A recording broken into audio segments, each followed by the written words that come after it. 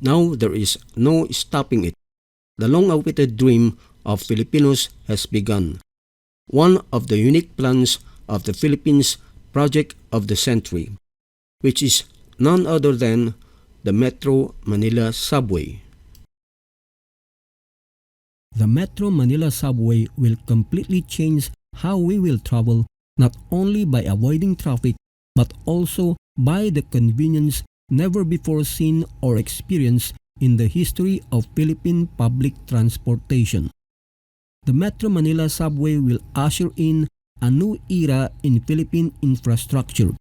Indeed, the Metro Manila Subway will put the Philippines on the map of the world's modern railway systems.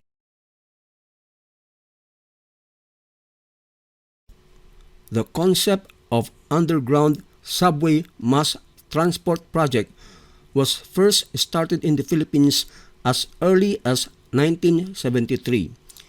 In 2016, when the Duterte administration and the DOTR, under the leadership of Secretary Tugade, first started this project, the project has no completed feasibility study, no NEDA board approval, no financing, and no contract.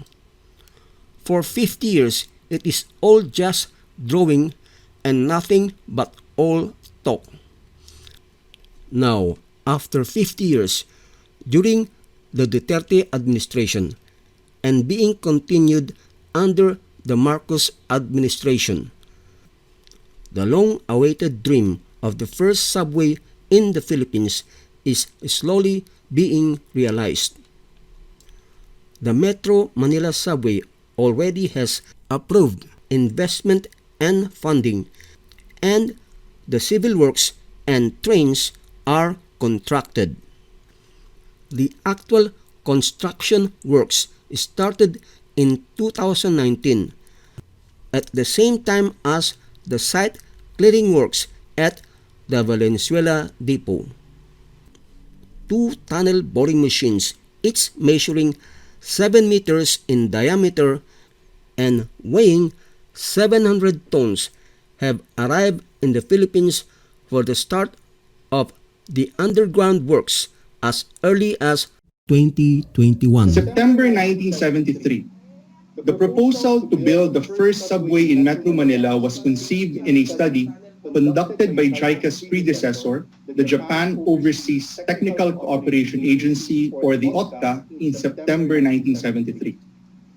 A year later, in 1974, Seoul in South Korea opened its first subway line, and fast forward to the present, Seoul Subway now has one of the longest subway systems in the world. In 1984, Singapore launched its first tunnel boring machine, and Taiwan followed 7 years later. After nearly half a century and 6 administrations from the 1973 OTCA study, under the strong-willed leadership of President Rodrigo Roa Duterte and Secretary Arthur P. Tugade, it is now Manila's turn. It is now the Philippines' turn to finally build our first ever subway using for the first time not just one, but a fleet of 25 railway tunnel boring machines or TBMs. To catch up in the development of our country's mass transport system, the Metro Manila Subway project, along with our 12 other railway projects throughout the country, are being implemented at record scale and at record speed. The first 6 tunnel boring machines, measuring 6.99 meters in diameter and 95 meters in length, each of these 700-ton TBMs will be used for the partial operability section of the project from Barangay Ugong in Valenzuela City to North Avenue in Quezon City. Each of these gigantic machines can lay down up to 12 meters of tunnel segments per day and excavate daily up to 600 cubic meters of soil.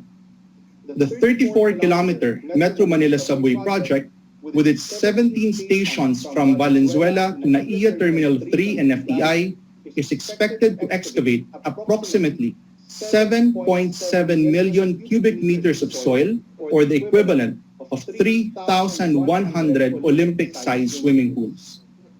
A tunnel boring machine's sheer size and power will not only contribute to faster tunneling and project completion, but will also significantly reduce disruption above ground during construction. The Metro Manila Subway, which is numbered as Line 9, is an underground rapid transit line currently under construction in Metro Manila.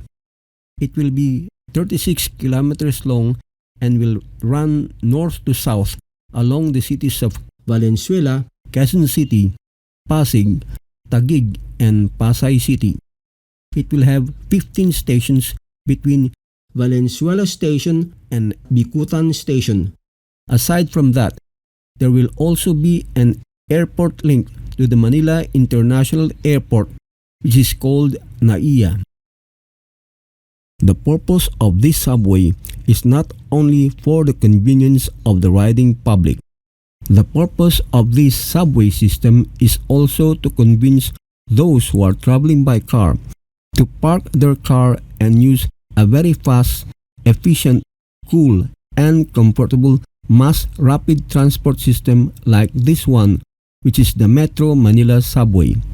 Why drive and be stuck in a very terrible traffic jam when you can just park your car and use the very fast, efficient, cool, and comfortable mass rapid transport system offered by the Metro Manila Subway? But how is the Metro Manila Subway being built? The tunnel boring machine will not only dig underground but also build and construct the underground tunnel.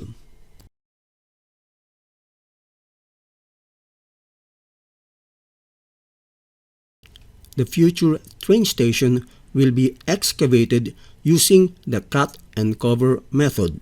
The cut and cover method is a method of digging through a conventional method of digging, such as using a backhoe and loader. The cut and cover method is the oldest method of tunnel construction. In the cut and cover method, a pit, which they call a trench, will be made, and when the construction is finished, the digs will be returned and covered again. The cut and cover method of tunneling was used for the first subways of New York in the United States in the early 1900s, where they destroyed entire roads to make the subway tunnel. Once the subway tunnel is built, they cover the excavations and return the road to its original form. In the modern way of making a tunnel, it is now being made using a tunnel boring machine, so there is no need to destroy the whole part of the road to make a tunnel for a subway. The only ones that require manual excavations using the cut and cover method are train stations, train station exits, and others. But before using the tunnel boring machine, first it is necessary to at least build a concrete underground foundation structure, because this is where they will assemble and attach the tunnel boring machine. If you can see the place where they will excavate and build the subway train station, you will notice that it is very long, because this should fit the very long train that will have 8 to 10 train cars. When the concrete underground foundation structure, or the so-called station box, is finished, the tunnel boring machine will be installed and assembled. The so-called partial operability section is Phase 1, or the first part of the construction of the entire Metro Manila Subway. The partial operability section, or the so-called Phase 1 of the Metro Manila Subway, will start at Barangay Ugong in Valenzuela City and end at the North Avenue Station. All the parts of the tunnel boring machine must be lowered and assembled at the designated tunnel site, which is at the very bottom of the foundation structure, or what is called station box. First, the so-called launching cradle of the TBM will be placed in the entrance of the subway tunnel, where the construction of the tunnel will begin.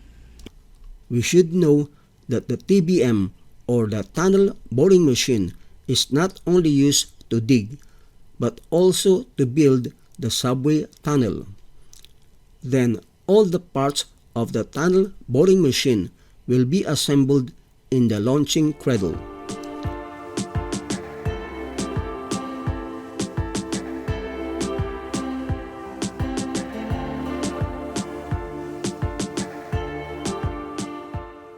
Then the TBM, or the tunnel boring machine, will start digging the tunnel.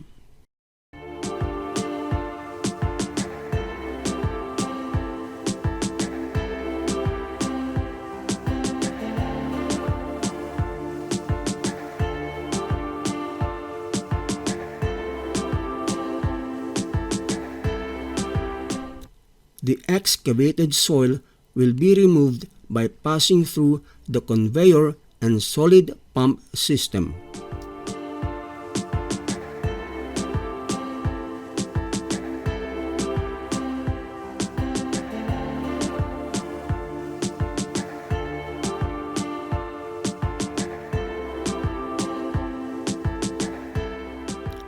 There and around the tunnel, where the tunnel boring machine is digging, a ring-shaped tunnel is almost simultaneously formed while excavating in a method called ring building process. This ring-shaped tunnel, or the so-called tunnel ring, will serve as the tunnel structure that will be built for the subway tunnel. All of this will be automatic using the tunnel boring machine. The tunnel boring machine is a giant machine where workers and engineers will work inside this machine. First, the segment pieces, which will be used in making the subway tunnel, are assembled at the Metro Manila Subway fabrication yards. For example, equipped with 18 sets of mold rings, the Metro Manila Subway Project's fabrication yard in Baliwag is capable of producing at least 1,586 tunnel rings, ensuring a steady supply of segments to support the project's construction.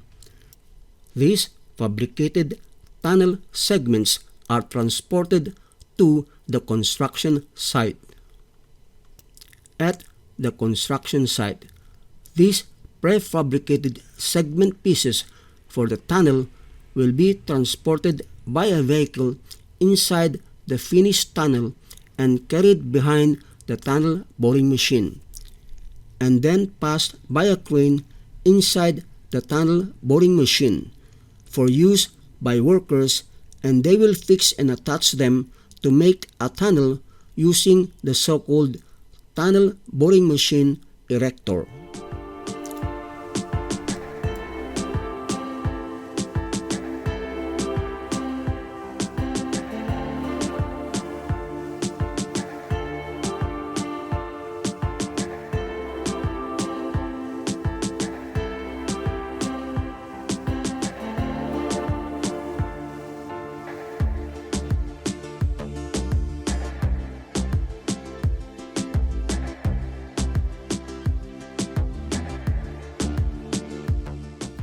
The actual tunnel building process is shown here in the actual construction of the tunnel subway of the Ho Chi Minh City Metro of Vietnam.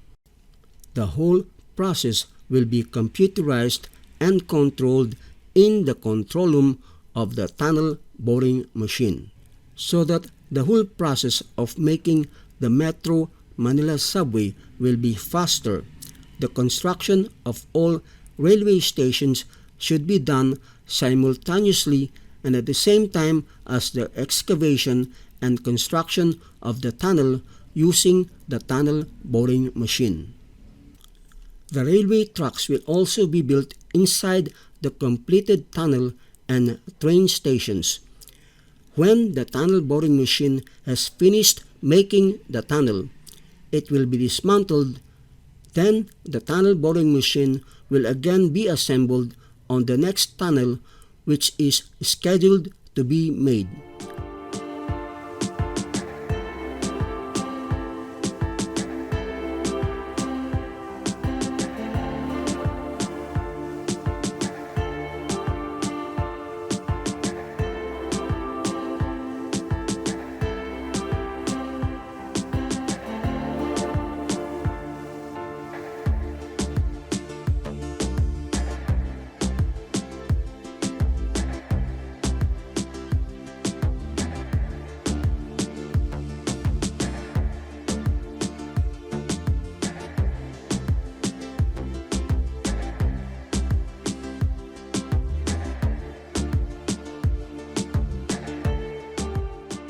Now, when the subway tunnel is finished, at the same time, the train stations will be gradually built.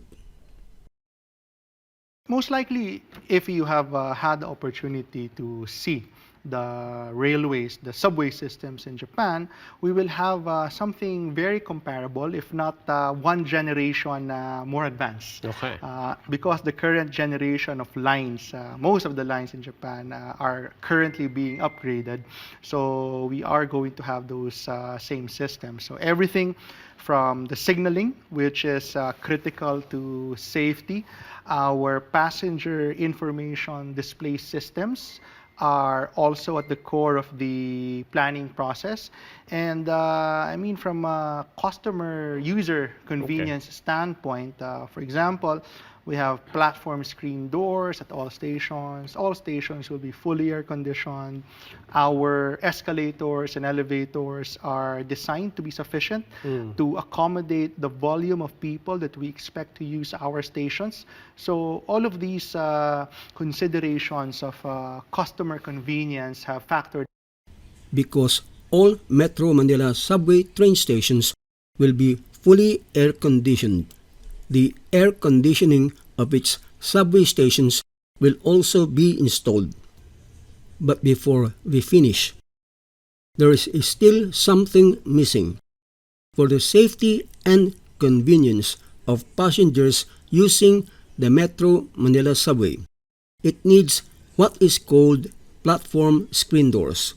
All stations of the Metro Manila Subway will be installed with full-height platform screen doors.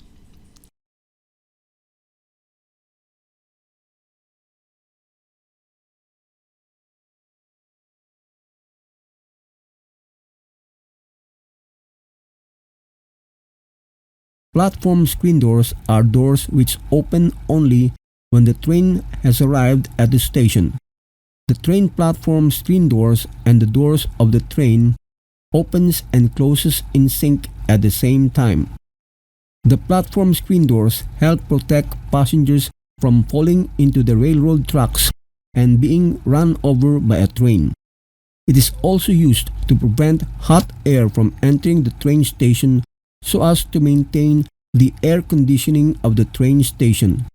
This is because all train stations of the Metro Manila Subway will be fully air conditioned. It also reduces noise of passing trains and reduces pollution inside the train station. It also improves security so that access to the train tracks and tunnels can be restricted and also prevents litter from falling into the railroad tracks, which can be dangerous for passing trains.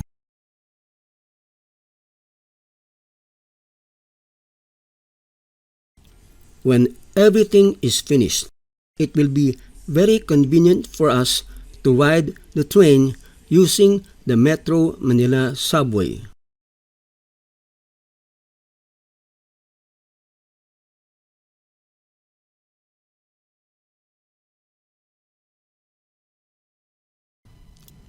And now we will ride the escalator going down. Just as we are going down, you can already feel the very cool air coming from the aircon. It is very nice to feel the cool air, especially when you come from the terrible heat and humidity outside. We need the cool air conditioning because in the Philippines, tagaktak ang pawis mo kung walang aircon. I mean, you will perspire profusely if there is no aircon.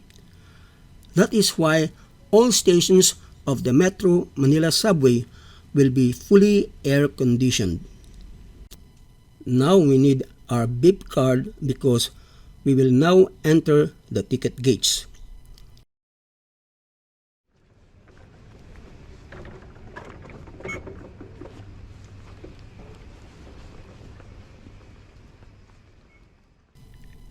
And now we will go down to the train platforms to ride the train.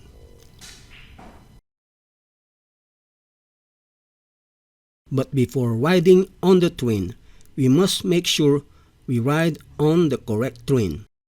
This is because there are two trains running in the Metro Manila Subway.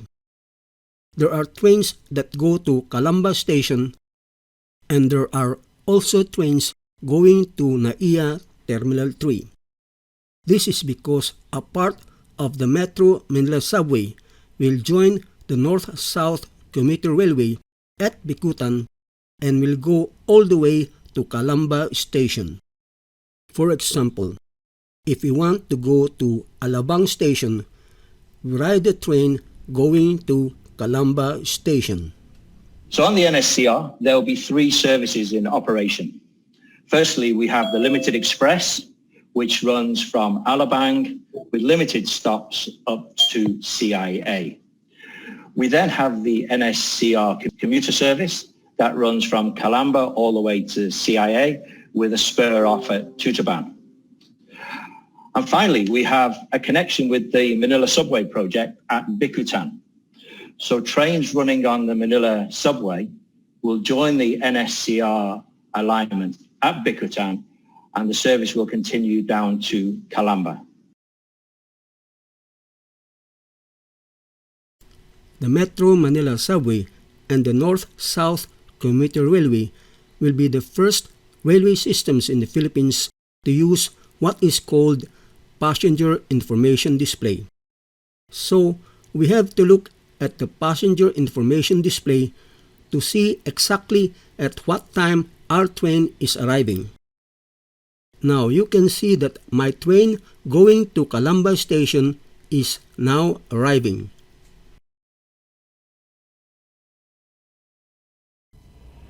In the Metro Manila Subway, we will not fall into the railroad tracks or be run over by a train. This is because riding on the Metro Manila Subway train is just like riding on the elevator.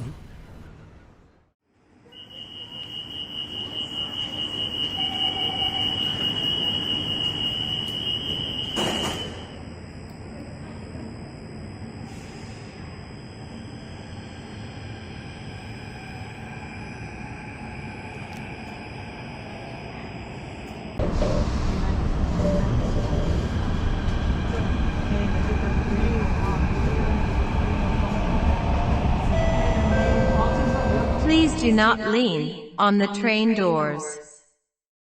The next station is the Lawton Station.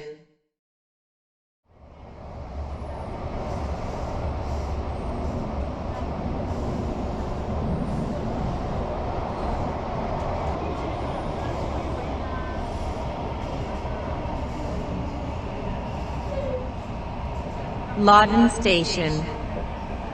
Lawton Station. Lawton Station. Please mind the platform gap.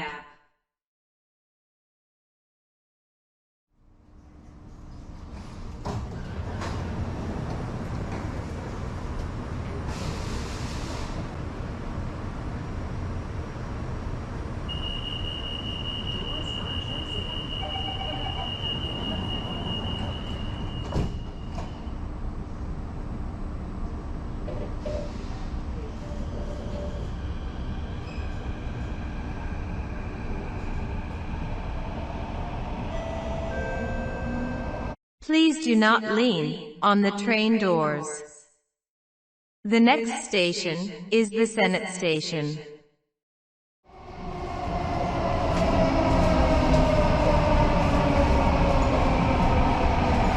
Senate Station. Senate Station. Senate Station. Please mind the platform gap.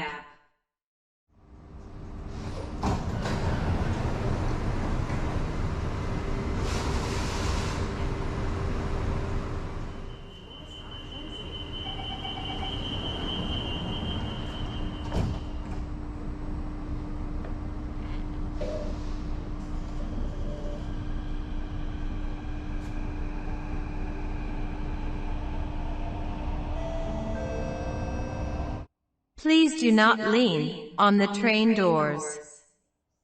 The next station is the FTI station.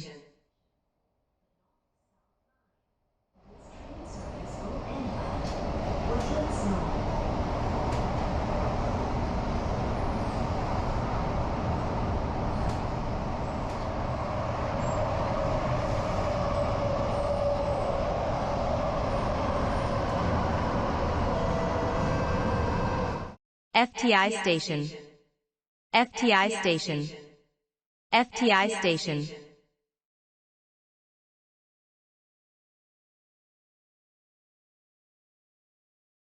Please mind the platform gap. FTI station. FTI station. FTI station.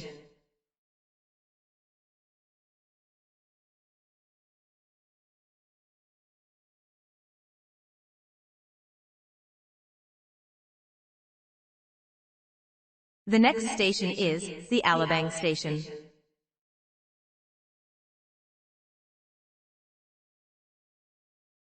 Please mind the platform gap. Alabang station. Alabang station. Alabang station. Thank you very much for watching. And don't worry, be happy and have a safe and happy trip.